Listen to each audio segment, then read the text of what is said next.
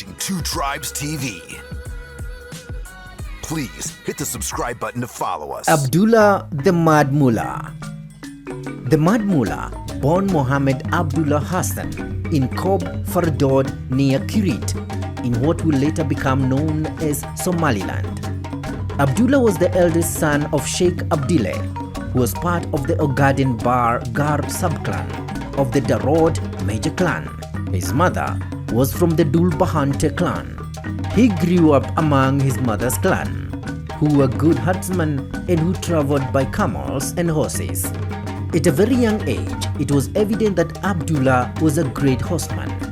Said Magan, a great warrior chief, was his maternal grandfather as well as his hero.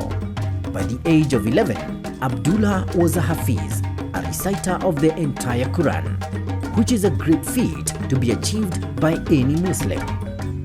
His grandfather died in 1875, and years after he performed the Hajj, the pilgrimage to Mecca, that he came back a changed man.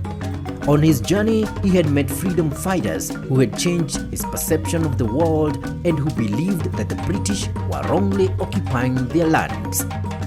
It was at this moment in time that Abdullah started referring the British whites as infidels. On March 23, 1899, Abdullah was accused of the theft of a gun by British vice-consular. In the letter, Abdullah was referred to as the Mullah, and Abdullah wrote back denying stealing any guns. This was the first major incident with the British.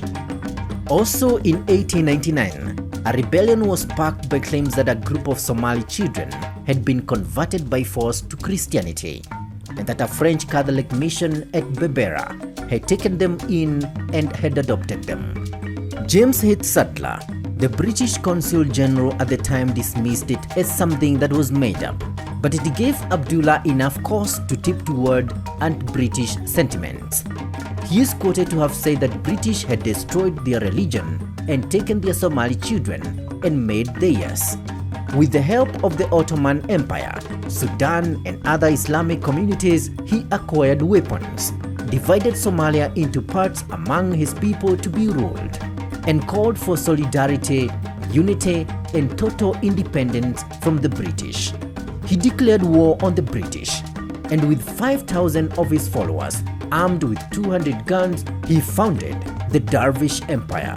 The British at Kadarie were unprepared for the Mullah's first offensive. The British soldiers lost, and the Somali soldiers within the ranks of the British troops fled in fear. Region after region fell under the Mullah's sword. His demand for total loyalty was unconditional, and those who wavered in their loyalty to him were publicly flogged. The Mullah is said to have had magical powers.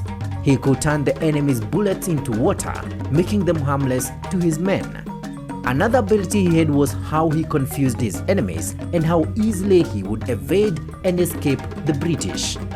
This, along with mastery of the Quran, made many Somalis believe that the Mullah was indeed immortal. The Mullah won the battle after battle.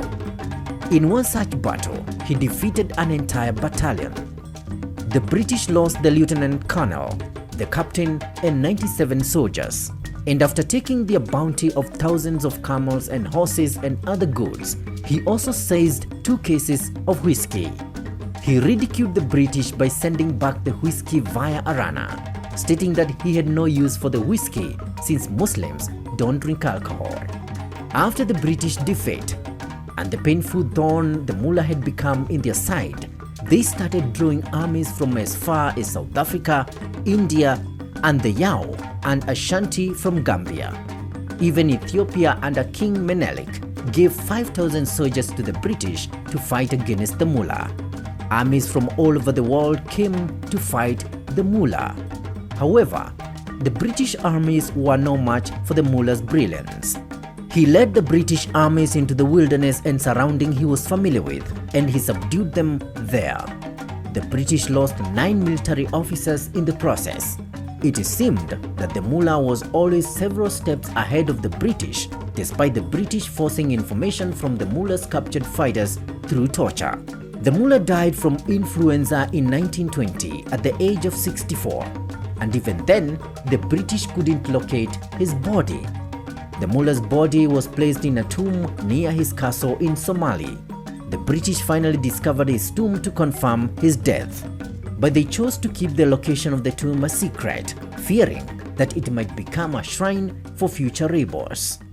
Please hit the subscribe button to follow us. Be part of the movement. Join the tribe.